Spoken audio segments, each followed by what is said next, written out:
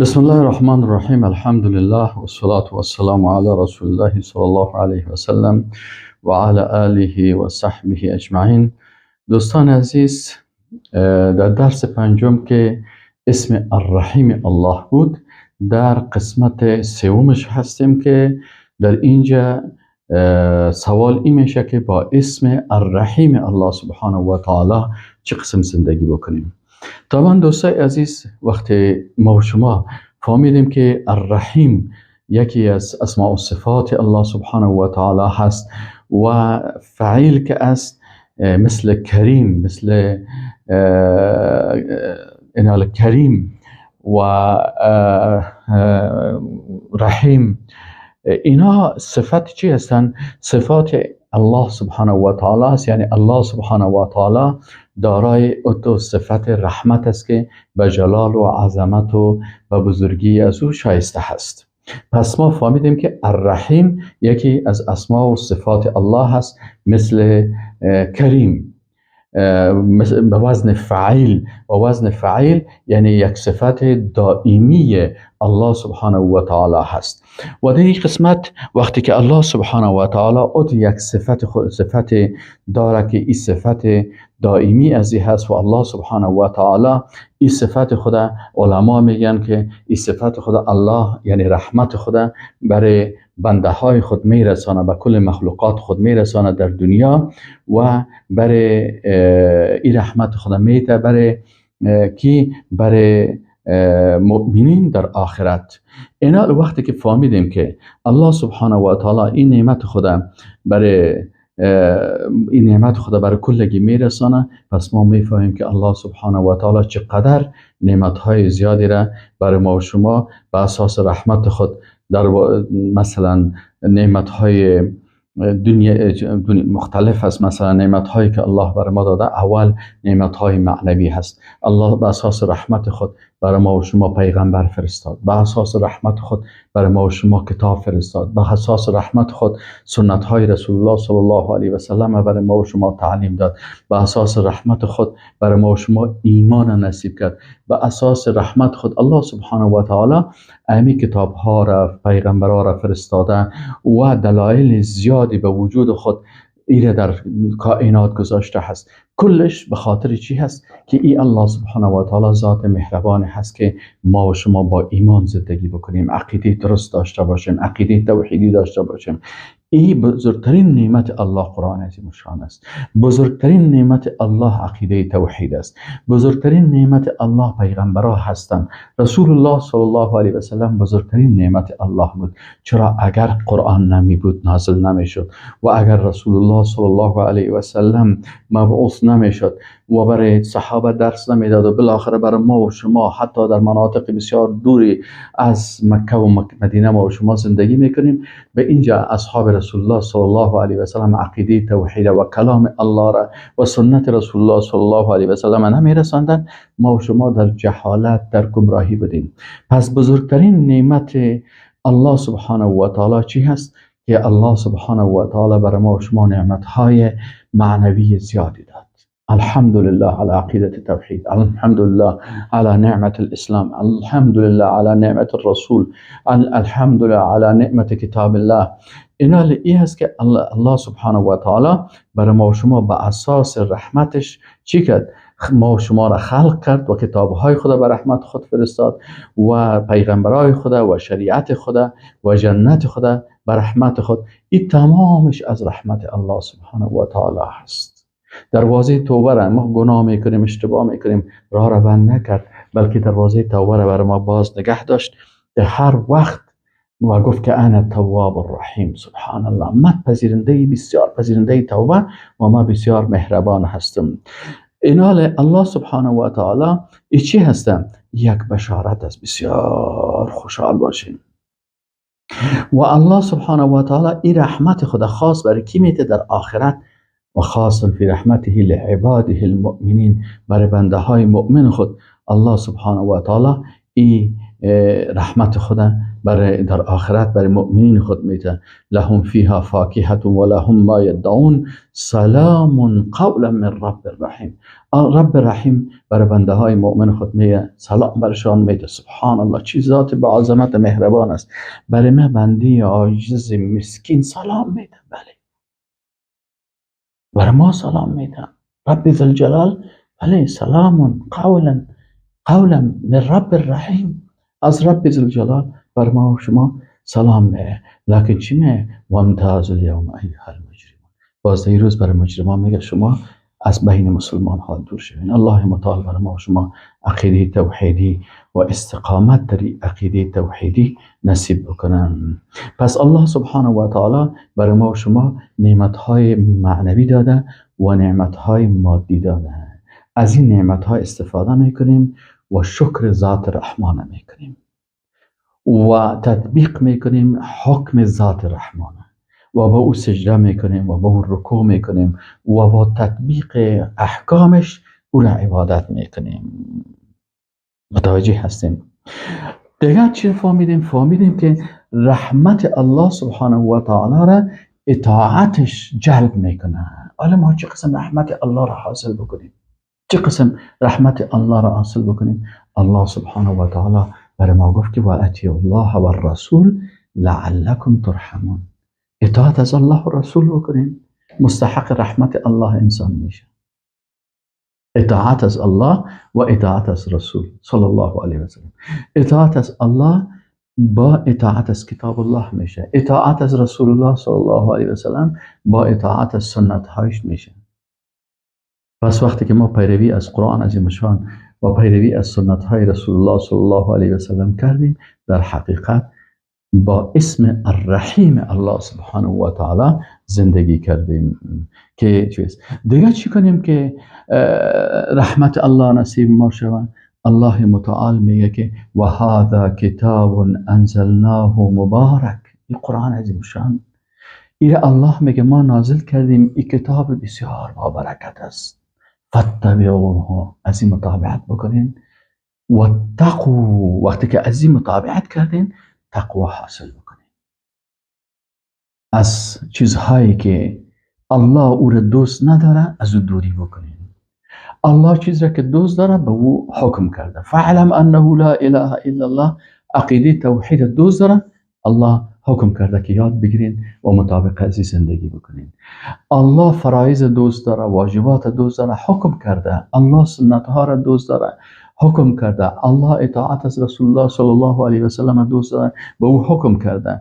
پس چی است؟ این میگه که اطاعت از کتاب الله بکنین و تقوا حاصل بکنین لعلکم ترحمون.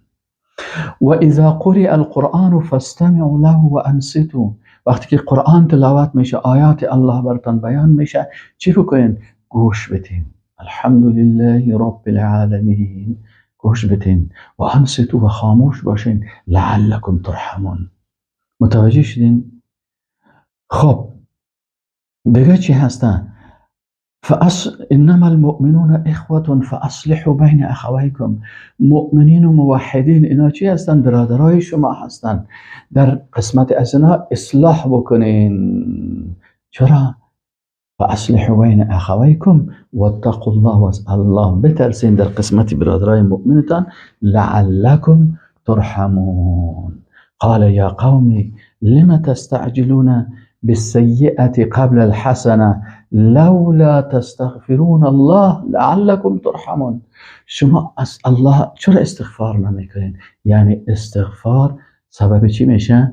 جلب رحمت الله میشه. با این شکل ما با اسم الرحیم الله زندگی میکنیم. وقتی که میگیم استغفر الله و اتوب الیه، با الله استغفار میکنیم، گناهکار هستیم، بنده های عاجز هستیم، از پیش ما خطاها و اشتباهات زیاد شده. در این صورت وقتی که استغفار میخوایم از الله طلب مغفرت میکنیم، سبب چی میشه؟ سبب رحمت الله میشه. علامه ناصر جلیل چی میگه؟ میگه و من اعظم ما تستجلب به رحمت الله، میگه بزرگترین چیزی که تو میتونی رحمت الله را برای خود جلب کنی فعل ما یرضیه و یأمر به، انجام دادن آنچه که الله را راضی میسازه و الله با او امر کردن. و اجتناب متوجه هستین؟ و اجتناب ما یسخطه و ینهی عنه، و اجتناب از او چیزی که الله را غضبناک میسازه و از او منع کرده.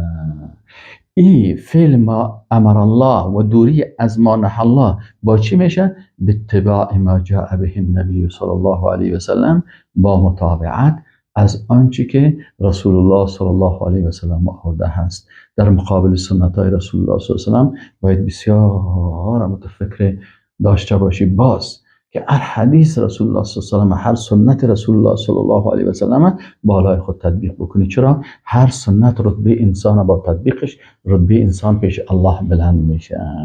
و از کراهیت سنت و بدبینی سنت و از تعصبات غلطی که در اطاعت الله و رسولش فاصله واقع میکنن، از این باید خود انسان دور بسازه.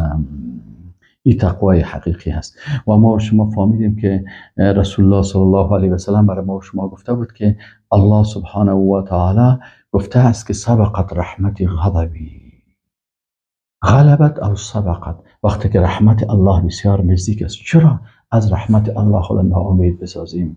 اول باید از رحمت الله ناامید نشیم. میفهمیم گناهکار هستیم و هیچ امکان نداره که با این نفس اماره به سوئی که داریم از پیش ما غلطی و اشتباه نشه. معصوم نیستیم، حتما از پیش ما گناه های صغیره و کبیره میشه، لکن با رحمت الله باید امیدوار باشیم، چون رحمت الله از غضبش کرده چی هسته؟ سبقت کرده و از غضبش کرده بالا غلبه کرده. سبحان الله.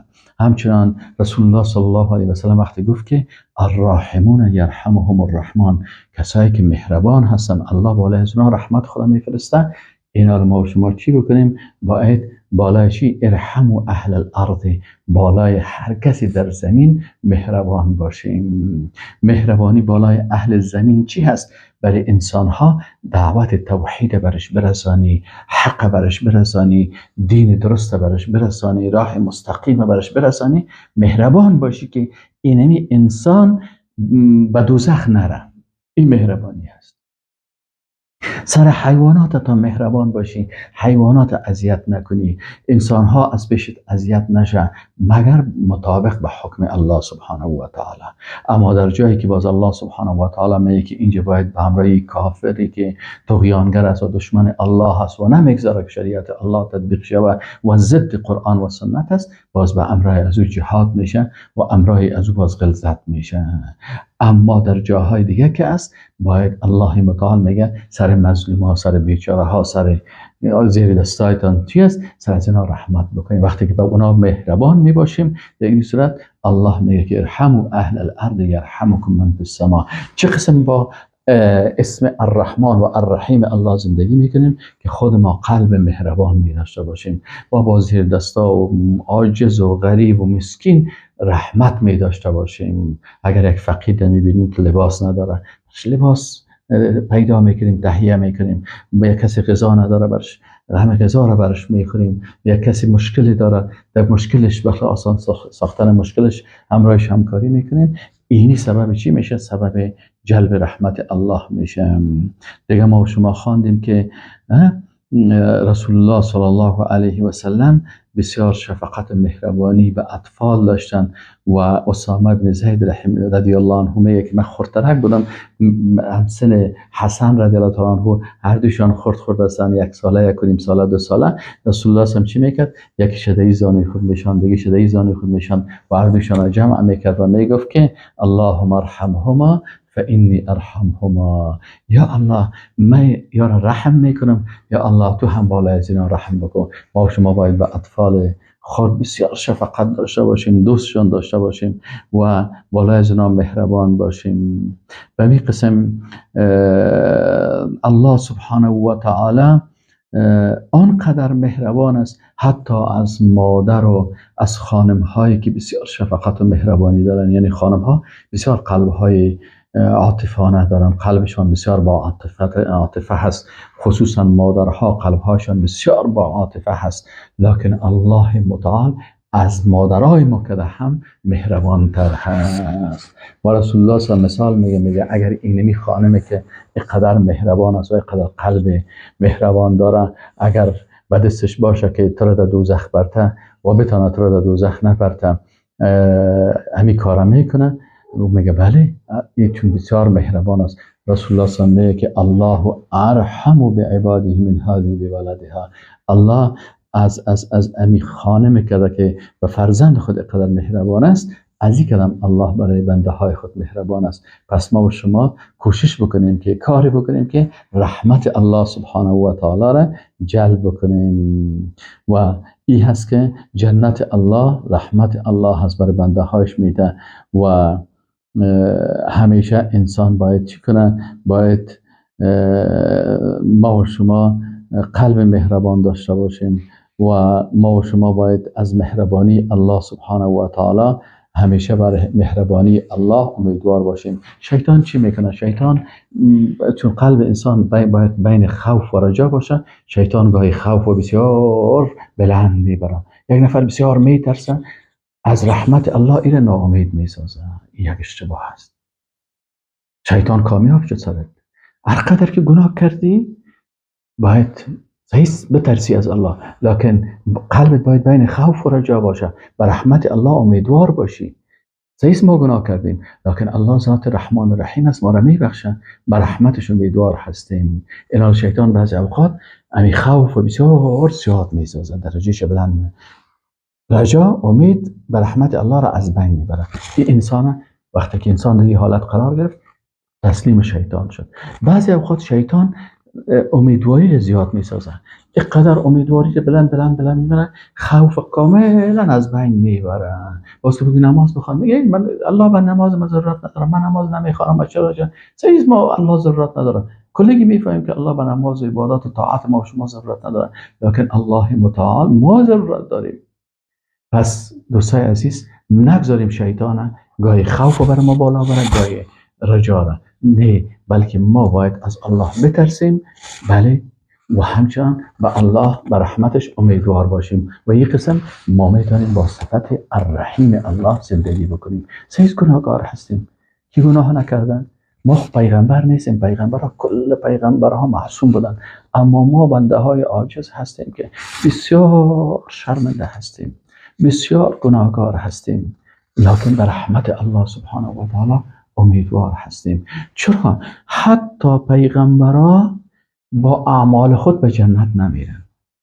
رسول الله صلی الله علیه و سلم گفت که حتی ما که پیغمبر الله هستم با اعمال خود به جنت نمیرم، با رحمت الله به جنت میرم.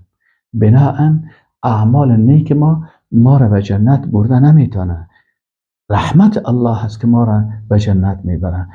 و گناه های ما را به دوزخ برده نمیتونه، غضب الله هست که سر ما نازل میشه، ما را به دوزخ میبره، لکن رحمت الله گناه های ما را عفو میکنه. از این خاطر هر اشتباه کس پیش ما شد، پس به الله رجوع میکنیم و میگیم که الله مغفر لی و ارحمنی. یا الله تو غفور هستی، تو رحیم هستی، تو کریم هستی. یا الله تو ستیر هستی، برای ما را ستر کردی، عیبهای ما را ستر کردی. یا الله تو ذات هستی که با این عظمتت رحمتت ستر کردی گناه های ما را. یا الله ما را در دنیا با این گناه های ما نگرفتی، یا الله ما را در آخرت هم مورد عفو و مغفرتت قرار بدی. وقتی که رو بگوییم الله سبحانه و تعالی میگه و قل یا عبادی الذین اسرفوا علی انفسهم، ای بنده های ما که شما اسراف و زیاده روی کردین در نفسایتان، لا تقنطوا من رحمت الله، از رحمت الله ناامید نشوین. ان الله یغفر الذنوب جمیعا، الله تمامی گناه ها را میبخشه. انه هو الغفور الرحیم، الله ذات بسیار مغفرت کننده هست. هر قدر که کیفیت گناه بزرگ باشه و هر قدر کمیت گناه زیاد باشه، الله غفور هست، چرا؟ صفت مبالغه است. و الله رحیم هست، رحمتش تمام چیز در بر گرفته است. بناء از رحمت الله ناامید نباشیم و به این شکل با اسم الرحیم الله زندگی میکنیم، همیشه امیدوار رحمت الله هستیم. و اگر از پیش ما غلطی و اشتباه میشه، بازم با بارگاهی از او توبه میکنیم، مغفرت میکنیم، معذرت میخوایم و از رحمت الله خود ناامید نمیسازیم. و السلام علیکم و رحمت الله و برکاته.